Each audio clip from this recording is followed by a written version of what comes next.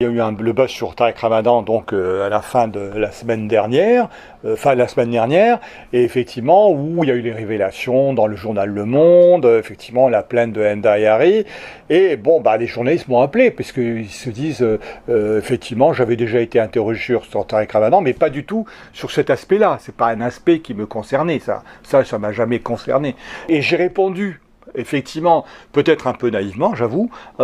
Oui, écoutez, je savais, comme beaucoup de gens, que voilà, il y avait avec les filles, il aimait bien avoir des contacts avec la gente féminine. J'ai entendu des deux témoignages indirects, je reprécise, et non pas des filles mêmes, mais qui disaient oui, mais en plus il dit aux filles de monter, et puis il est un peu violent. Bon, et là, c'est une chose, il demande aux filles de se déshabiller. Il y a des filles qui résistent et qui repartent. C'est que je n'avais pas, je répète, je n'ai jamais entendu parler de viol. Ça ne veut pas dire qu'il n'y a pas eu viol, attention, hein, mais personnellement, dans les témoignages que j'ai pu recueillir, j'avais pas entendu qu'il passait outre sa violence et je ne veux pas dire que je ne le soupçonnais pas. Tant que je n'avais pas la preuve que la fille a résisté et qu'ensuite il a procédé au viol, là effectivement, je n'ai pas le droit de dire ce monsieur est un violeur. Je n'ai pas le droit. Il faut quand même le témoignage de la personne qui a été violée. C'est quand même ça qui est important. Donc moi, je n'avais pas recueilli d'informations, contrairement à d'autres gens qui visiblement, des journalistes, ont pu recueillir ce genre d'informations. Moi, je n'ai jamais recueilli cette information. Voilà. Bon, c'est vrai que là, je ne comprends pas trop cet acharnement contre moi par un certain nombre de gens sur le fait que j'étais au courant. Je n'ai jamais vu de filles qui ont été agressées par Tarek Ramadan. Jamais. Je n'ai pas rencontré. En revanche, j'ai connu des gens qui m'ont dit tiens, on connaît une fille ou on a entendu parler. Voilà, c'est de ce domaine-là. Quand c'est des journalistes et tout, ils sont pas mis en cause, etc.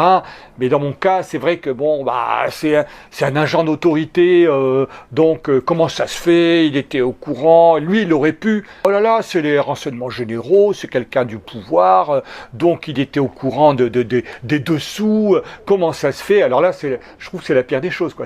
C'est-à-dire, vous pouvez plus être un citoyen, vous pouvez plus vous exprimer, et ça, je sais, ça me poursuivra jusqu'à la fin de ma vie. Le fait d'avoir appartenu à un moment donné à un service, et voilà, vous êtes assigné dans ce rôle-là, et le fait que j'ai pu recueillir des informations en dehors d'une voie de renseignement telle que pouvaient le faire les renseignements généraux, voilà, non, c'est pas possible. Vous devez être au courant, vous aviez des éléments secrets, etc. Et il en sait plus ce qu'il veut bien dire. Enfin bon, bref.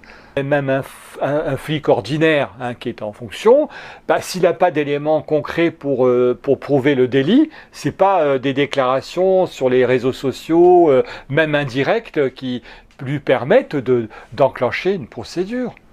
Tant qu'il n'y avait pas de plainte de femme, oui, c'était très difficile. Parce que, effectivement, et ça aussi, parce qu'on savait que c'était un séducteur, que des filles tombaient sous son charme et tout, ça aussi, ça plaidait, entre guillemets, pour se dire, non, ce type-là, ça c'est comme les gens de pouvoir, mais ils n'ont pas besoin quand même d'avoir recours ou de tomber dans la violence et le viol, alors qu'ils ont... non. Non, justement, c'est pas comme ça que ça fonctionne. Et je pense qu'avec le temps, effectivement, il s'est enhardi, peut-être, c'est une hypothèse, il s'est enhardi et qu'effectivement, il a passé un cap, mais bon, ça, c'est la justice qui doit l'établir. Ouais.